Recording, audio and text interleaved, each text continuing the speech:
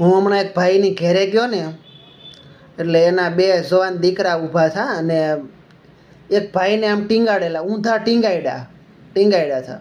એટલે મેં કીધું, મેં તું કાયલા કોણ છે? તો ઓલા બે છોકરા હતા ને, મને કે મારા બાપુજી એમ. એટલે મેં કીધું ભલામણા, મેં તું તમે આવા, મેં તું જવાન છોકરા છો આ, મેં કીધું કંઈ તમારી મેં તું લાયકાત કહેવાય કે તમારા બાપુજીને તમે ઊંધા ટીંગાડ્યા?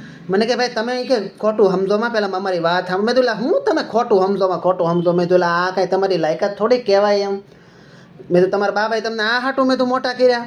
પણ એ કે તમે પહેલાં મને કે મારી વાત સાંભળો, એમાંથી કે તમને ખોટું લાગે ને કાંઈ તો તમે તરીકે અમને બે ભાઈને બબે મારી લેજો, પણ એ કે પહેલાં તમે અમારી વાત સાંભળો એમ. એટલે મેં તું આ બોલો ને શું છે એમ.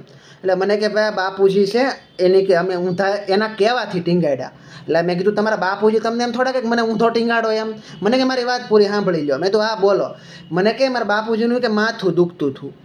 એટલે મને કે માથું દુખતું ને તો એ કે ગોળી પાવી છે તે કે મારા બાપુજી કહે કે હું બેઠા કે ગોળી પી નહીં કે તો કે ડાયરેક્ટ પેટમાં વહી જાય. તે કે પહેલાં કે મને ઊંધો ટીંગાડો અને પછી કે મને ગોળી પાવે એમ. તો એ પહેલાં કે માથામાં અસર પહેલાં કરે. એટલે મેં સાંભળ્યું ને આમ, પછી મેં બે છોકરા સામું જોયું, બાપુજી સામું જોયું આમ. પછી બાપુજીને એક રાઉન્ડે માર્યો આમ ફરતો, મેં પ્રદક્ષિણા કરે ને એમ આમ બાપુજીને મોઢા સામું જોયું ઘડીક. પછી હું અહીંયાથી પોસા ભેગા નીકળી ગયો.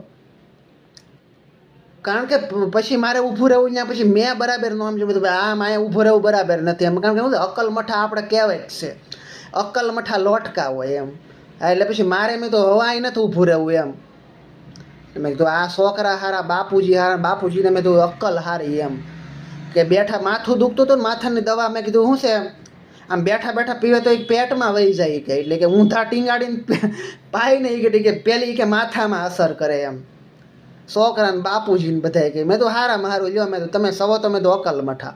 મેં તો આમે અકલ મઠા લોટકા જ હોય. એટલે હું પહોંચ્યા પૈકી ત્યાંથી નીકળી ગયો. મેં તો આપણું ઊભું રહેવું મેં તો અહીંયા સારું નથી એમ.